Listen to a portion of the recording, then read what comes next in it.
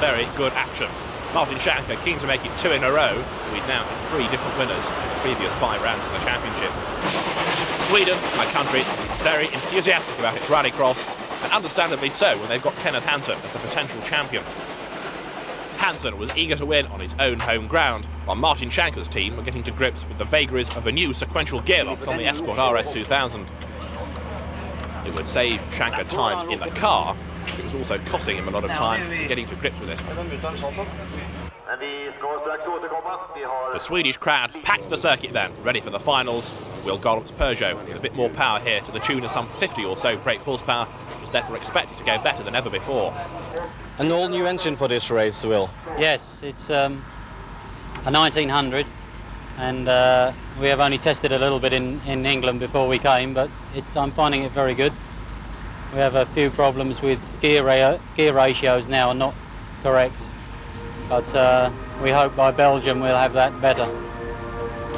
Is there a big difference on the car now with if you compare it with the old engine? Yes, it has more torque at the bottom end and maybe 50 or 60 horsepower more at the top. So it's much better to drive. But I have to learn how to drive it now, maybe. Jean-Luc Pallier's mixed season continued. He wouldn't make it to the finals, and this was why. During the qualifying heats, he was on the receiving end of a fair amount of pushing and shoving between Kristoffersen and Hansen. It was Pallier, though, that came off worse. The Zantia slamming into the barriers. The Frenchman was out of the race and out of the meeting. The Zantia far too badly damaged to continue.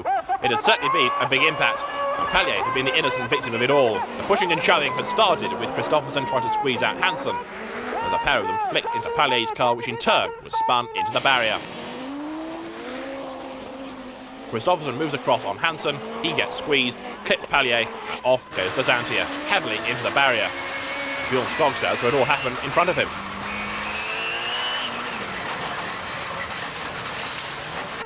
That took a fair amount of pressure off Hansen for the rest of the meeting, and Kristoffersen was a very angry man, his Audi ending up in the gravel trap, but Jean-Luc Pallier was livid.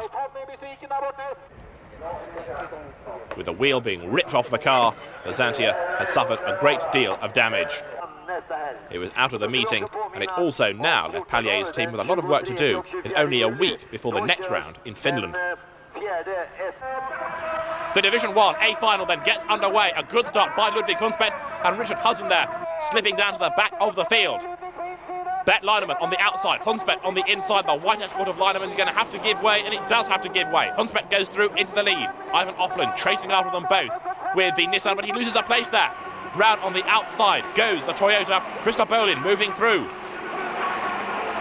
Hunspeth there in the lead. In second place is Bert Leinemann. The circuit getting very slippy now. Bolin and Oppen drifting out wide. You can see the drivers all fighting for control there, despite having the relative luxury of four-wheel drive. A locked wheel there from Hunspeth. Leinemann in second place. The gap opening up between the top two and the new third place man, Richard Hudson.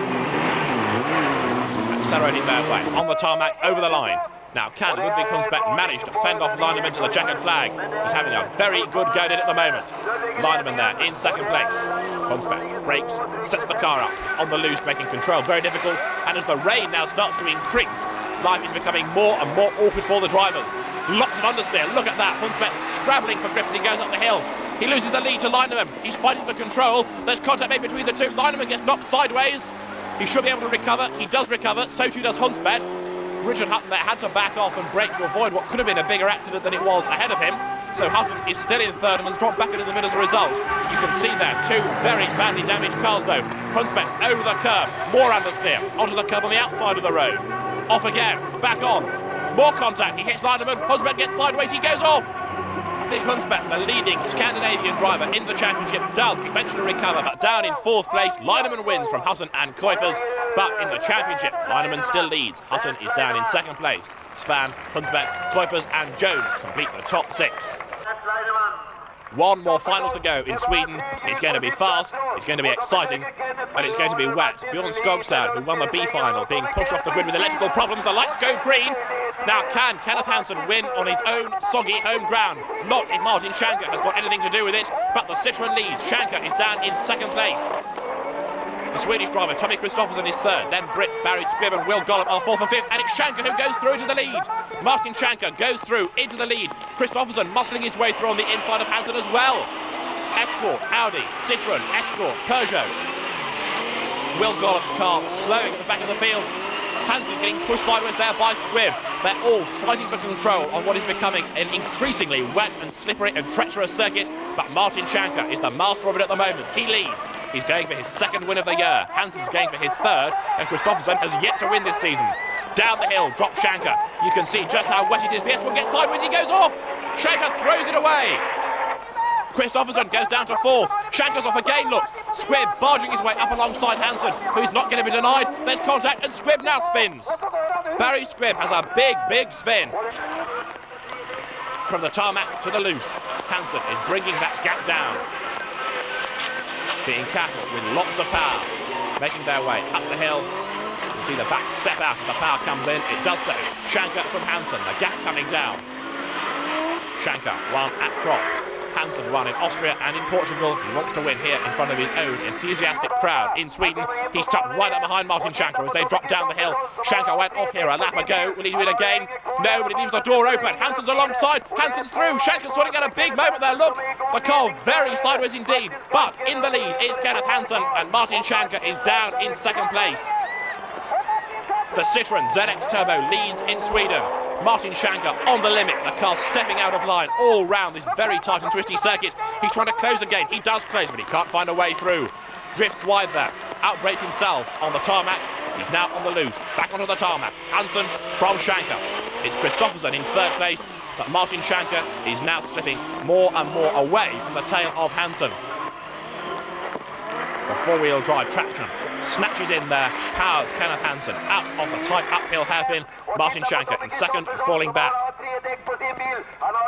Down they come, Schanker's off, look! Schanker's gone off! He must have some sort of a problem. Kenneth Hansen has no problems. He wins the race with Barry Squibb second ahead of Kristoffersson, Gollop and then Schanker. And in the championship, the Swede leads the Norwegian. Gollop is third ahead of Pallier with Eklund fifth and Barry Squibb sixth after 6 rounds of the European Rallycross Championship.